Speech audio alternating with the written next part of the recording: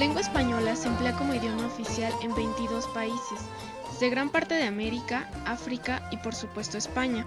Sin embargo, debido a diversos factores, su uso no se limita a estos países, pues está presente en Brasil, Estados Unidos, Belice, Marruecos, entre otros. ¿Te has preguntado alguna vez de dónde viene el español que hablamos en la actualidad? El español tiene, entre muchas otras influencias, la de la lengua árabe. Veamos un breve contexto. Los árabes llegaron a España durante el siglo VII. Primero entraron a Málaga, siguiendo por Granada, Córdoba y Toledo. Posteriormente se expandieron hacia las tierras en torno al río Duero y al río Ebro, siguiendo por Damasco. La conquista de parte de los territorios de la península ibérica dio como origen al famoso Al-Ándalus. Los musulmanes permanecieron allí hasta la expulsión morisca llevada a cabo por el rey Felipe III entre 1609 y 1613. La convivencia cotidiana de los hispanos y los árabes conllevó un intercambio cultural y lingüístico, llevando a los hispanos a tomar palabras directamente de sus conciudadanos. Estas interferencias se daban cuando el hablante identificaba un sonido propio del árabe y lo reproducía según las reglas del español. En gran medida, los hijos de matrimonios mixtos, es decir, de árabes y de naturales de lo que hoy es España, fungieron como vínculo y nexo lingüístico entre las dos culturas. También propició ese contacto el hecho de que no hubiera una imposición de idioma. En el diccionario de la Real Academia Española podemos encontrar distintas definiciones para el nivel fonético-fonológico, pero nos vamos a quedar con dos. La primera como adjetivo lingüístico perteneciente o relativo a los sonidos del habla, y la tercera, conjunto de los sonidos de un idioma. La fonología se encarga del estudio de los fonemas, o sea, estudia cómo deberían pronunciarse los sonidos realmente, de acuerdo a las reglas de cada lengua. La fonética, por otro lado, se encarga del estudio de los alófonos, es decir, la manera en la que los hablantes pronuncian realmente su lengua, de acuerdo a su región, clase social, etc. Cada fonema tiene rasgos que los caracterizan y diferencian del resto. Estos resultan de la combinación entre punto de articulación, modo de articulación y uso de las cuerdas vocales. El punto de articulación corresponde a los órganos que utilizamos para la pronunciación del sonido, por ejemplo, el uso de ambos labios o el apoyo de la lengua en el velo del paladar. Por otro lado, el modo de articulación hace referencia al modo en el que expulsamos el aire al pronunciar. Por ejemplo, si el aire sale con cierta dificultad, como cuando pronunciamos la F, se dice que es fricativo. De acuerdo a esto, entendemos que cada sonido tiene su nombre. Por ejemplo, el fonema F, que corresponde a la letra F, se llama labiodental fricativo sordo. El fonema M, que corresponde a la letra N, alveolar nasal sonoro. Y así respectivamente con cada uno de los fonemas de la lengua española. De la influencia de los árabes sobre este nivel, no hubo como resultado una incorporación de fonemas nuevos, sino un reacomodo de los ya existentes. Es decir, los hablantes hispanos imitaban el sonido que oían de los árabes. De esta influencia resultaron cambios fonéticos en la lengua. L y N geminadas se palatalizaron. Caepulla, caebulla, cebolla. Anu, año. El diptongo au se simplifica en o. Auditu, oditu, oído. Inversión de los fonemas ch, o, f, a, s, zaguan, zaguan. Ya que el árabe no tenía el fonema s como el español, interpretaba ese sonido como sh, perceptivamente similar al palatal j. Sapone, chapone, jabón.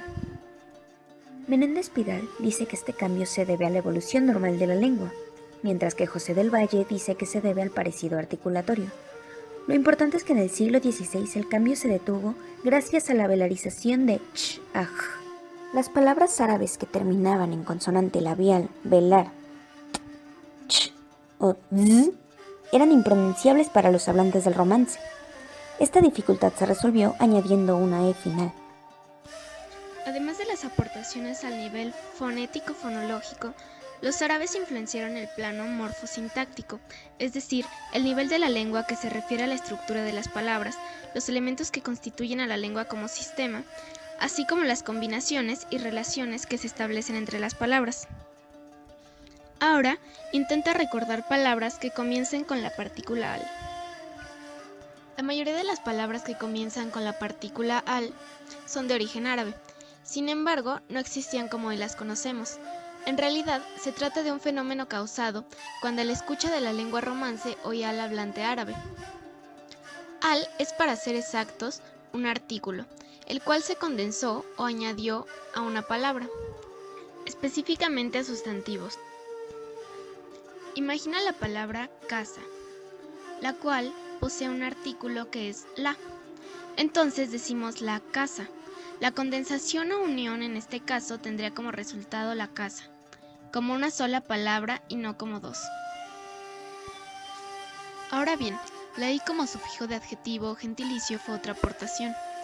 Palabras como baladí, maravedí, así como vocablos que se refieren al lugar de procedencia de las personas, en gran medida de origen oriental.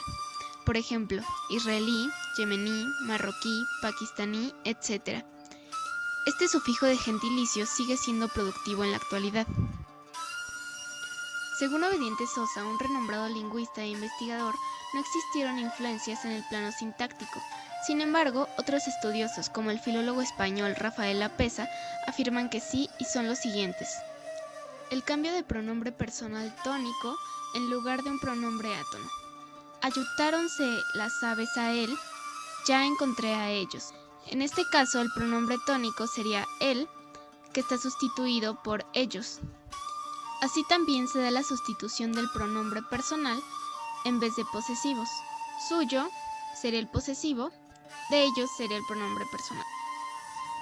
Según la Real Academia de la Lengua, el nivel léxico-semántico abarca el vocabulario, es decir, el conjunto de las palabras de un idioma, o de las que pertenecen al uso de una región, su significado y las relaciones de sentido que las palabras establecen entre sí.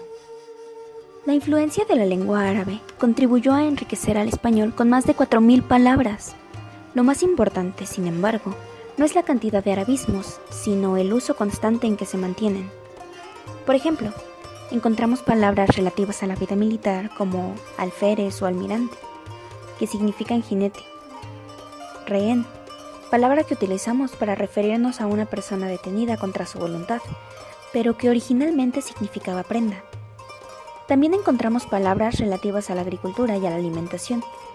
Por ejemplo, ¿sabías que gracias a los árabes tenemos aceite, aceitunas, ajonjolí, alcachofas, algodón, azucenas? Les debemos algunos oficios o labores como albañil, alcalde, alfarero, y es gracias a ellos que tenemos la palabra tarea, que se refiere a la cuota o impuesto de trabajo. Igualmente nos dejaron algunos términos relativos al comercio, como almacén, alquiler, tarifa. Gracias a su influencia lingüística, hoy en día tenemos alcantarilla, aldeas, barrios, así como algunos utensilios domésticos, por ejemplo alacena, alcoba, alfombra, azotea, jarra, taza. Como ya sabes, los árabes nos heredaron el álgebra, así como la cifra y el elixir o piedra filosofal. También nos heredaron sentimientos como el alborozo, salir con pompa a recibir a alguien, o la salema paz, salvación. Nos heredaron sustantivos como achaque, alcahuete, alhaja, ataúd, fulano, hazaña, adjetivos como asesino y mezquino, verbos como acicalar y halagar, expresiones como de, en balde, hasta, ojalá. Existen otros vocablos que, siendo de otro origen, llegan al romance hispánico por intermedio del árabe. Ejemplo de ello tenemos la palabra ajedrez y alcanfor, del sánscrito, almíbar, del persa, alquimia y zaguán de origen incierto, arroz de alguna lengua de la India, azul, naranja y tambor del persa, guitarra del griego, etc. Por último, vocablos usuales en la lengua española durante la Edad Media comenzaron a verse desplazados a partir del Renacimiento por sus equivalentes de origen latino. Por ejemplo, alfayate por sastre, albéitar por veterinario, alfajeme por barbero, etc.